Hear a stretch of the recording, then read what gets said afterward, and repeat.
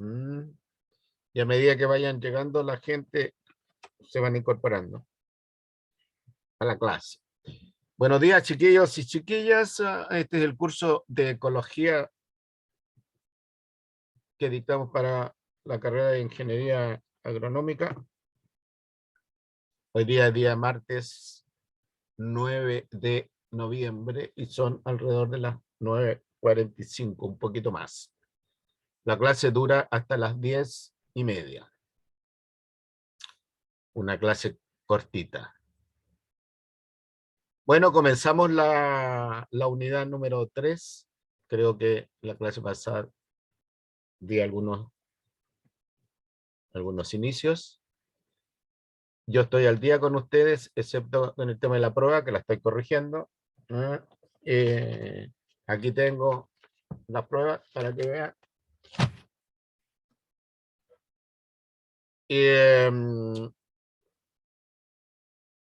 Nos quedan algo así como 3 semanas de clase, porque el semestre en términos de clase termina el 3 de diciembre, hoy día estamos a 9. De tal manera que vamos a tener que cabalgar rápido. Voy entonces a iniciar la clase.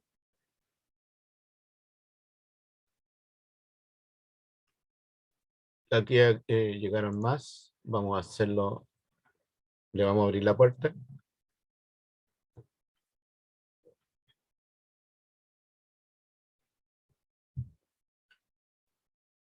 Yo les he subido a Moodle la guía de autogestión del aprendizaje de la unidad número 3. Así es que en ese sentido estoy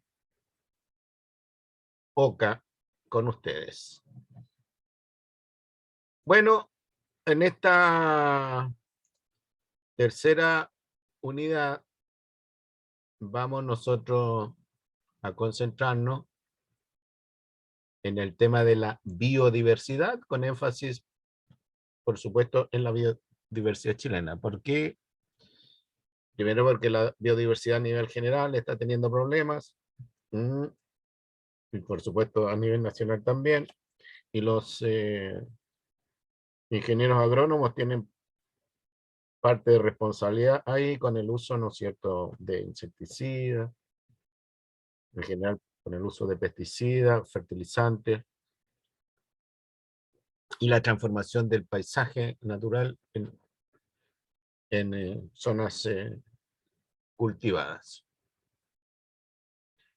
Así es que amerita darle una mirada a la biodiversidad. ¿Cuáles son los temas que vamos a analizar en esta unidad? Concepto de biodiversidad, los tipos de biodiversidad, la llamada biodiversidad organismal, los parámetros de la biodiversidad específica, biomas, paisaje y ecosistemas nacionales y la problemática de la biodiversidad chilena. Ustedes, para entender el tema de la biodiversidad, están en muy buena posición. Este tema yo también lo analizo con los ingenieros civiles ambientales, porque, ¿no es cierto?, los ingenieros también, los ingenieros civiles me refiero, también son responsables, en parte, ¿no es cierto?, del deterioro de la biodiversidad, porque ellos, al igual que ustedes, también intervienen en los ecosistemas naturales y los alteran. Pero ellos no tienen zoología, no tienen botánica, no tienen microbiología. Así es que yo me tengo que adecuar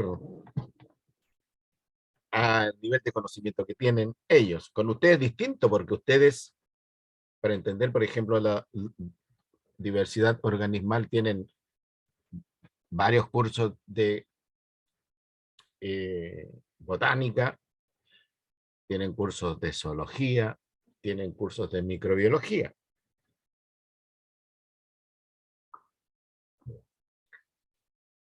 ¿Ya? Así es que están en muy buenas condiciones para entender el fenómeno de la biodiversidad. ¿Alguna pregunta, comentario? para salir de acá. Y analiza. Ya.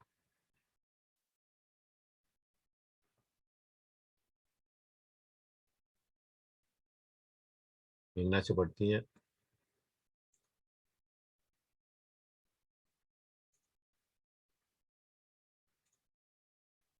Vamos entonces a la clase. Primero, entonces, el concepto de biodiversidad. ¿Qué se entiende por biodiversidad? Hay muchas definiciones de biodiversidad. Yo voy a dar una bien general, ¿no es cierto? Variedad de vida en la ecosfera. Entendiendo entonces por ecosfera pues la Tierra, a la Tierra completa. De la perspectiva de esta conceptualidad, la variedad de vida en la ecosfera la podemos observar, analizar a nivel celular, a nivel de organismo, a nivel de paisaje y ecosistema y a nivel de biomas. Y otra definición de biodiversidad o diversidad biológica, un poquito más acotada, es que dice la riqueza o variedad genética, ya organismal, ecosistémica y cultural de un territorio. Aquí el concepto de biodiversidad originalmente no lo incluía, pero el concepto moderno incluye a lo que se refiere al ser humano, las expresiones culturales del ser humano. Entonces podemos ver, ¿no es cierto?, que riqueza o biodiversidad como riqueza o variedad genética, organismal, ecosistémica y cultural de un territorio, llámese un país, por ejemplo, un continente. O bien reemplazamos el territorio por ecosistema, o por un bioma, si le damos una aproximación ecológica al concepto. ¿Qué se entiende por diversidad genética? Bueno, la riqueza de información genética que hay a nivel de célula,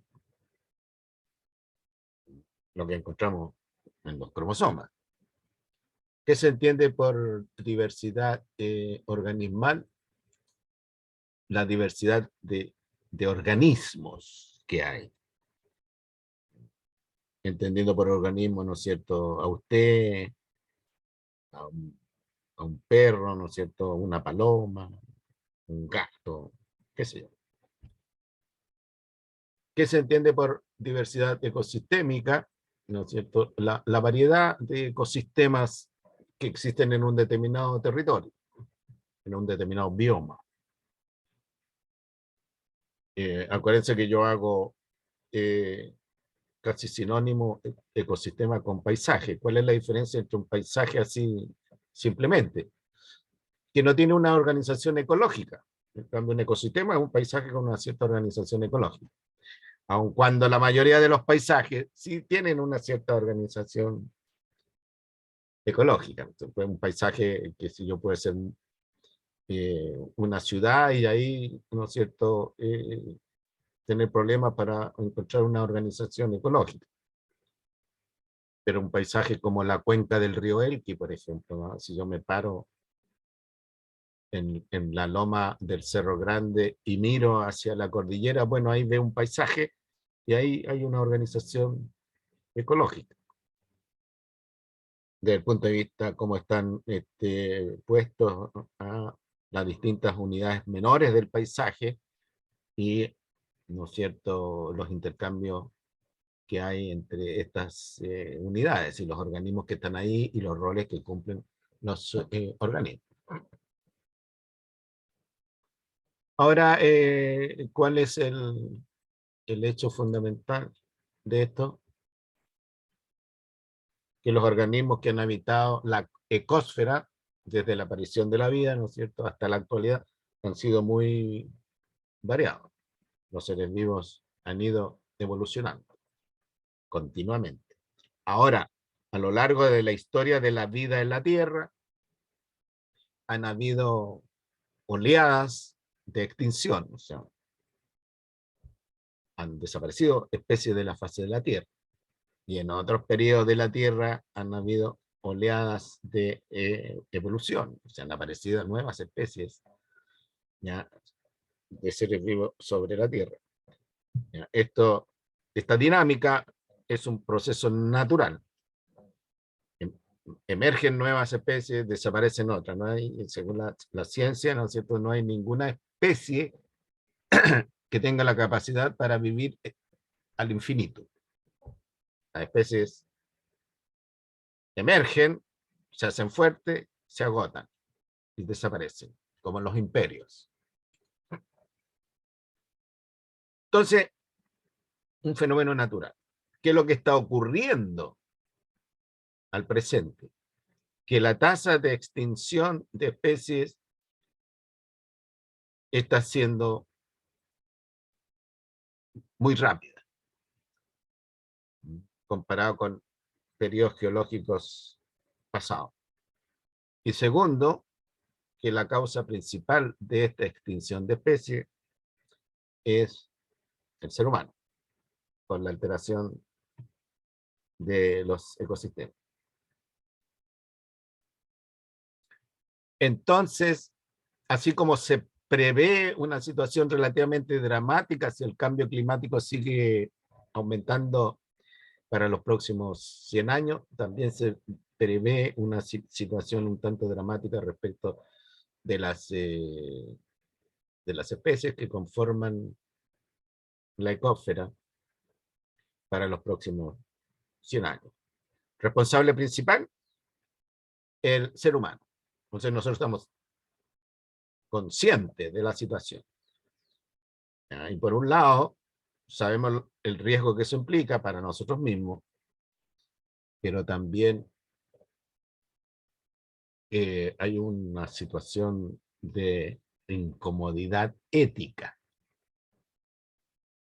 Pues la especie humana se está sintiendo incómoda desde el punto de vista ético con lo que está ocurriendo. Vamos a ser castigados. No vamos a ir al infierno. Eso de irse al infierno es metafórico. No vayan a considerarlo literalmente. Ahora, nosotros tenemos antecedentes. Los dinosaurios, un grupo completo de animales, como quien dice las aves, como quien dice los mamíferos de ahora. Los dinosaurios se vieron enfrentados a un cambio climático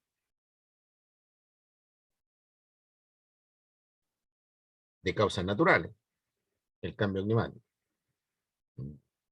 Produjo un gran evento, un meteorito, aerolito que cayó en la Tierra y cambió el clima. Y estos animales, siendo dominantes en esos años, en esa época geológica, desaparecieron. No fueron capaces de adaptarse a los cambios del clima. Entonces tenemos el antecedente. Animales dominantes, animales grandes, ¿ya?, que no fueron capaces de adaptarse a estos cambios. Bueno, nosotros no somos animales tan grandes, pero somos animales dominantes por la vía del intelecto. Estamos conscientes ahora, a diferencia de los pobres dinosaurios. Estamos conscientes de la importancia que tiene el clima y de los efectos que estamos, ¿no es cierto?, teniendo nosotros sobre el clima. Nosotros estamos conscientes. Afortunadamente, a diferencia de los dinosaurios, nosotros somos animales conscientes. Y tenemos la información científica necesaria como para darnos cuenta que si seguimos en esta línea, bueno, vamos a tener problemas dentro de los próximos 100 años. Eso es lo que predicen algunos. Yo no me pronuncio porque me parece terrible. Terrible. Pero fíjense ustedes la señal que nos ha mandado la pandemia. La pandemia, se lo he dicho yo en otras oportunidades, es un evento biológico que ha atacado a la ecosfera completa. Hay algunos lugares que han estado ajenos al asunto de la pandemia, pero son excepciones. Y todas las alteraciones que ha causado. Mm. Y lo estamos viviendo. Nosotros somos testigos sufrientes de la situación, nos miramos desde lejos la cosa. O sea, que imagínense un cambio climático que según dicen por ahí, 10 veces o más fuerte, influyente, que es lo que es una pandemia. Entonces, se justifica que le echemos una mirada al tema de la biodiversidad y ustedes como futuros profesionales háganse conscientes de la situación. Como futuros profesionales que van a trabajar con el ambiente, que lo van a alterar de una manera u otra. Actualmente se conocen varios tipos de diversidad, ya se ha superado el concepto de diversidad biológica solo a las especies, ahora el concepto es más amplio. Vamos a hablar, ¿no es cierto?, por el tema del nivel, la diversidad genética, lo que guardan, ¿no es cierto?, a nivel celular, dentro del núcleo, las distintas especies que conforman un determinado ecosistema. Diversidad genética refería, ¿no es cierto?, a los nucleótidos, las moléculas de ADN. Diversidad genética refería a los genes, a los cromosomas, al genoma, a la célula genética. Ahora, esta diversidad genética para ustedes, por ejemplo, es tremendamente importante porque esa diversidad se puede explotar con fines productivos. Sacar una especie, ¿no es cierto?, o una variedad, mejor dicho, resistente al frío, resistente a la salinidad del suelo, resistente a la sequía, resistente a al calor, ¿no? Sacar una variedad especial, ¿no es cierto?, de, de flor, ¿no?, de semilla, de fruto, basado, ¿no es cierto?, en esto de la diversidad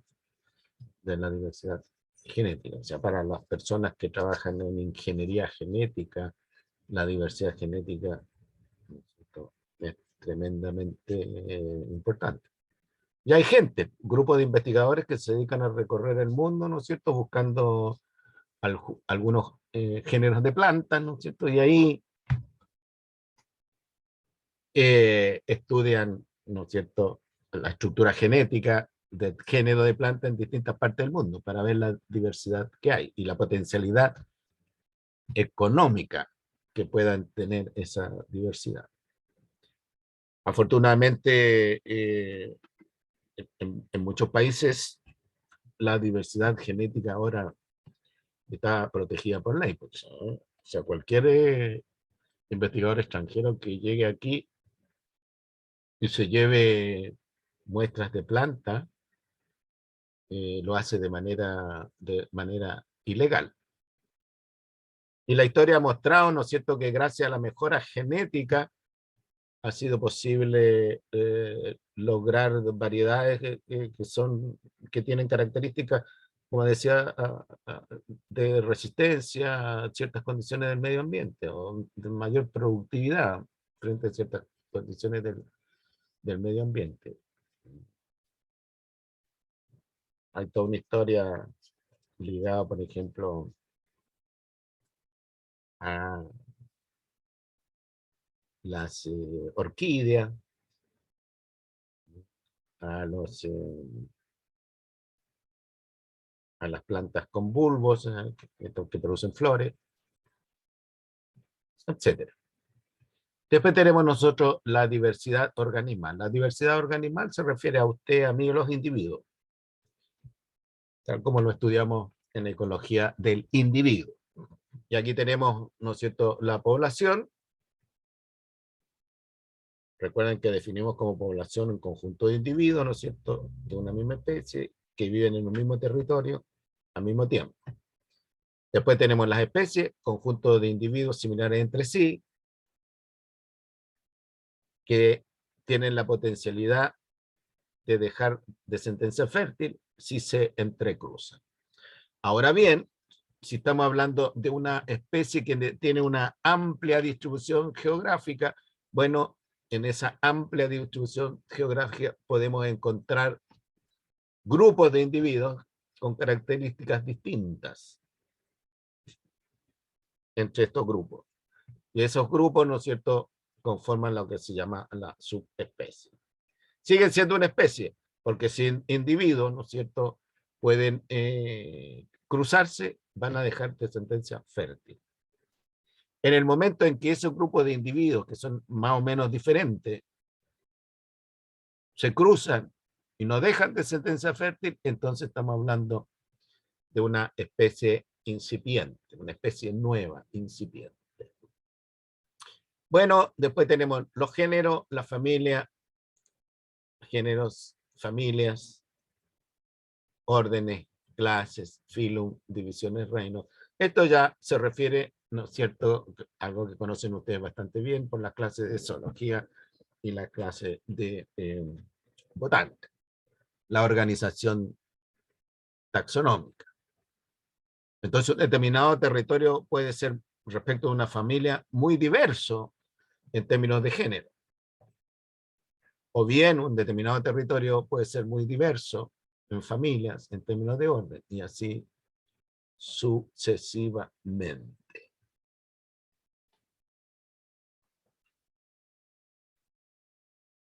Después tenemos nosotros la diversidad ecológica. En la clase anterior, pasada, hablamos de biomas, ¿ya?, como un conjunto de ecosistemas similares entre sí que tienen una cierta continuidad geográfica de carácter continental. Las ecorregiones son territorios un poco más pequeños que los biomas. Los paisajes y los ecosistemas, ya les señalé, que son unidades ecológicas de una cierta magnitud. El paisaje no tiene una organización ecológica clara, en cambio los ecosistemas tienen una organización ecológica clara, sobre todo lo que dice relación con el flujo de la energía y el movimiento de la materia, o sea, los ciclos biogeoquímicos. Dentro de las poblaciones, dentro de los ecosistemas, vamos a encontrar poblaciones. Dentro de las poblaciones vamos a encontrar individuos. Ahora bien, dentro del paisaje o dentro de los ecosistemas encontramos parches paisajísticos de menor tamaño. Por ejemplo, si yo me subo a la cima del cerro Grande y miro hacia el Valle del Elqui, voy a encontrar, por ejemplo, que pegado a la corriente del río Elqui hay una vegetación que llamamos nosotros vegetación ribereña. Esa vegetación ribereña, puesto que el río es chiquitito, ¿no es cierto?, es una franja que está al lado derecho, al lado izquierdo del borde del río. Una franja de vegetación. Ese es un ecotopo. Ahora, si yo me muevo del río hacia los cerros, bueno, voy a encontrar que cambia la vegetación a medida que me voy moviendo a los cerros. Ese otro ecotopo. En el caso del paisaje que estoy describiendo yo, ese es el ecotopo dominante, matorral semiárido. Pero en algunos sectores de este matorral semiárido, puede que encuentre yo parronales, zonas cultivadas. Ese es un ecotopo, ¿no es cierto?, que está en la ladera del cerro, pero es un ecotopo artificial, mantenido por el ser humano. Ahora, en las partes bajas, al lado del río, puedo encontrar, por ejemplo, algunos poblados, algunos villorrios, algunas aldeas hacia el interior. Y esos son también ecotopos pero también son ecotopos artificiales. También puedo encontrar algunas empastadas, algunos huertos familiares, algunas chacras, qué sé yo. Esos son ecotopos. Como ustedes comprenderán, mientras más intervenido está el paisaje o el ecosistema, vamos a encontrar mayor cantidad de ecotopos artificiales, parches artificiales. Ahora, hay una cierta interacción ecológica entre estos parches. Ahora bien, en un ecosistema natural, en un paisaje natural, si el paisaje es plano, la diversidad de ecotopos va a ser baja. Pero si estamos hablando de un ecosistema fisiográficamente complejo, con quebradas, con lomas, con fondos de quebrada, bueno, ahí, ¿no es cierto?, va a haber una mayor diversidad de ecotopos. Los hábitats, definimos el hábitat como el lugar específico donde se puede encontrar un ser vivo. Hábitat acuático, ¿no es cierto?, para el pez, para el camarón. Hábitat terrestre para una planta.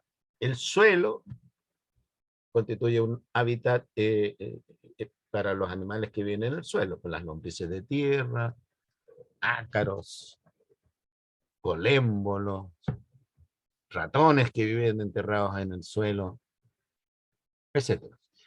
El concepto de nicho, ¿ya?, es un concepto un poquito más complejo de entender, pero como una aproximación grosera, pero que ayuda a entender el concepto de nicho, es asimilarlo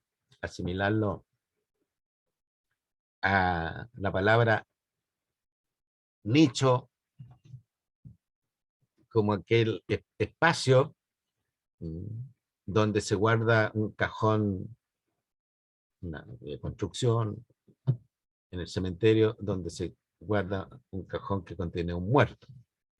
Nicho, como una suerte de cavidad relativamente reducida, estrecha. Ahora en la empresa se habla mucho del concepto de nicho, el nicho de la empresa, para hacer referencia qué es exactamente lo que una empresa hace,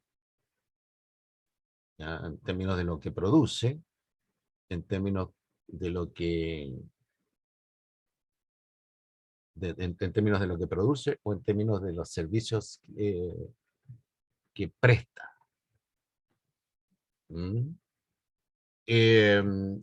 Otro ejemplo lo podemos hablar cuando la gente usa el concepto de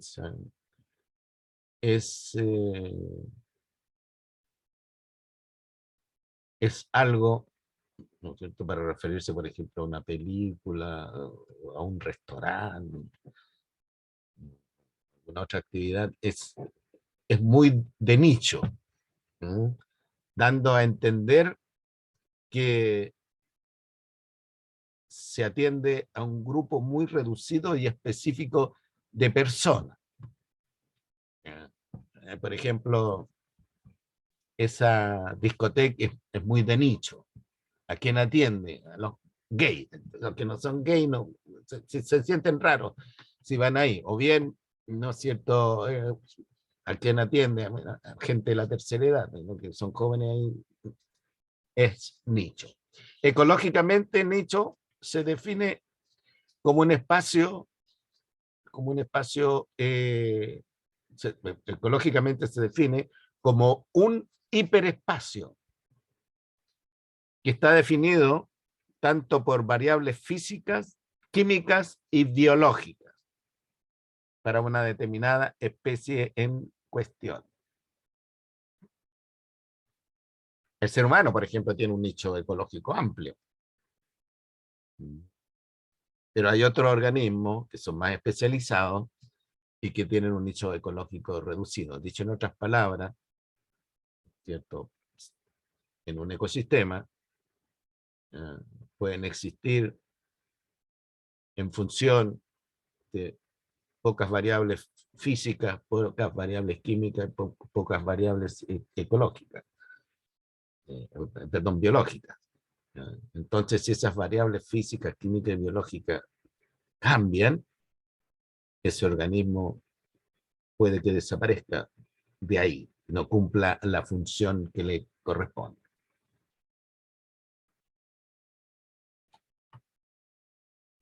Y después tenemos nosotros la diversidad cultural, referida específicamente al ser humano. Y aquí tenemos las actividades humanas, las relaciones con la naturaleza, las aproximaciones culturales y la sociedad humana en términos de cómo está organizada la sociedad.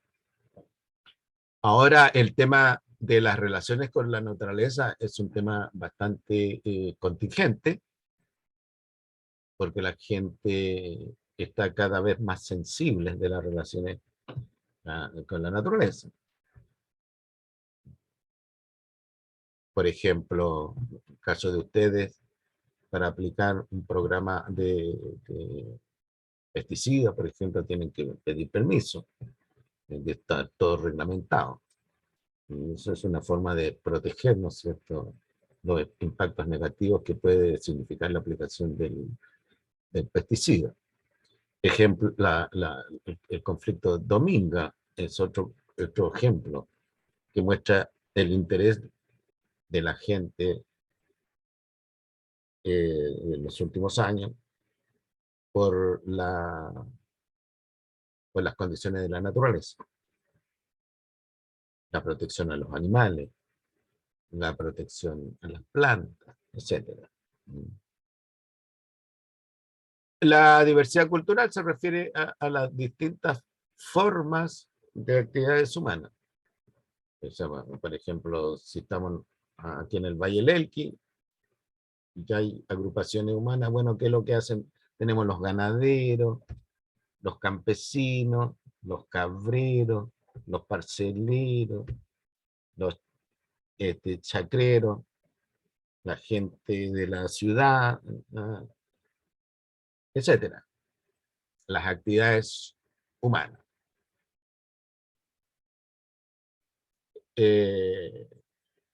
Las actividades humanas locales en los últimos años se han ido haciendo cada vez más relevantes para la comunidad. Los artesanos, por ejemplo, la actividad de la artesanía está tomando, ¿no?, bastante relevancia. Por ejemplo, o los fabricadores, o fabricantes, perdón, en algunos, en algunos, en algunos valles, los fabricantes de chicha, de vino local, de pisco, qué sé yo, artesanal, en caso, para hablar del Valle del Elqui, los fabricantes, los elaboradores de charqui, de queso, ¿no?, o de artículos de cuero, etcétera, actividades humanas. Las aproximaciones culturales también forman parte de la diversidad cultural. Aproximaciones culturales, por ejemplo, el folclore,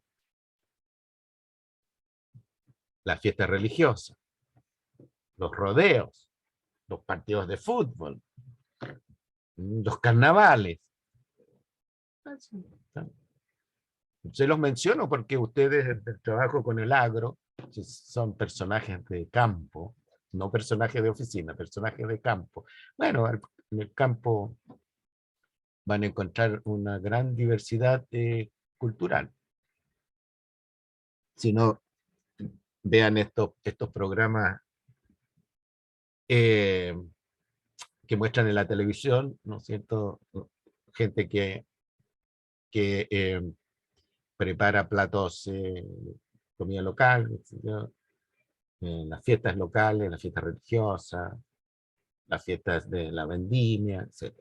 Y después las sociedades humanas, en términos de cómo están construidas las sociedades humanas, cómo está organizada la sociedad humana. En términos, por ejemplo, de los de las agrupaciones que hay, los gremios, las organizaciones de campesinos, las organizaciones de ganaderos, las agrupaciones de pirquineros, estoy hablando como el caso del Valle del Elqui, pues las organizaciones turísticas y la sociedad civil, que está encargada, por ejemplo, de proteger el medio ambiente. Pues si hay algún ecotopo en el ecosistema que valga la pena proteger. Supongamos que hay un pequeño humedal donde sabemos nosotros que llegan aves migratorias y ese humedal está expuesto a la contaminación, eh, a distintas acciones humanas descuidadas respecto del medio ambiente. Entonces, para resumir, la diversidad biológica considera ya una escala que va desde los aspectos genéticos, cromosómicos, celulares, hasta cómo está organizada la sociedad humana local. Si ustedes fijan, se le ponen atención a la convención constituyente, cómo ha ido tomando un rol bastante importante los pueblos originarios, cosas que antes estaban ahí y uno no los tomaba cuenta. Digamos. Incluso están llegando hasta poner en duda ya, el nombre país, ya, Chile. Entonces hay un movimiento bastante intenso en términos de la diversidad cultural a nivel local, a nivel de paisaje, a nivel de ecosistema. Entiéndase, ¿no es cierto? Como ecosistema, un valle del Elqui, por ejemplo. ¿Alguna pregunta, comentario, opinión? Bueno, ¿qué es lo que han demostrado los estudios geológicos? Gracias a que algunos organismos han dejado fósiles. Que a escala geológica, ¿no es cierto? Como dice el párrafo ahí, la biodiversidad ha cambiado desde una naturaleza dominada por muchos cientos de años solo por microorganismos, estoy indicando ahí, niveles básicos de seres vivos, solo dominados por microorganismos, ¿ya? Hasta que empiezan a aparecer, ¿no es cierto?, los macroorganismos. Organismos, microorganismos conformados por una sola célula, ¿no es cierto?, a macroorganismos conformados por muchas células organizadas en tejido. No fue un paso fácil para la vida pasar de la condición unicelular a la condición multicelular, porque la condición multicelular implica la, la emergencia de tejidos.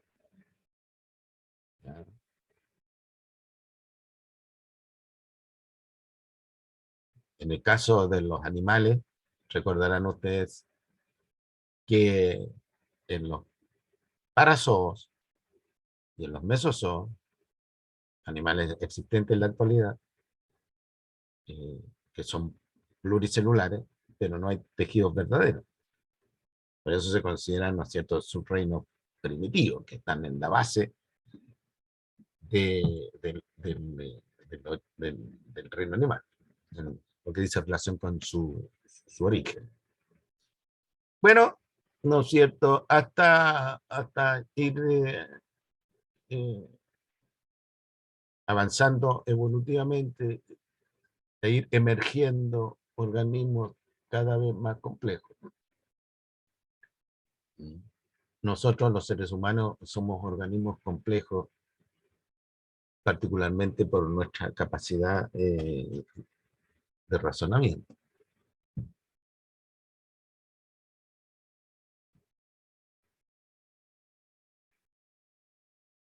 Y uno de los problemas actuales, como decía al comienzo de la clase, es que en los últimos centenios la tasa de extinción de las especies ha tendido a aumentar, principalmente debido a las acciones humanas. Son las 10:30, vamos a quedar hasta aquí, ya, de manera que vamos a continuar desarrollando el tema en la tarde. Que tengan un buen almuerzo. Yo tengo que rápidamente dejar de compartir la pantalla porque tengo una clase ya saliendo de esto.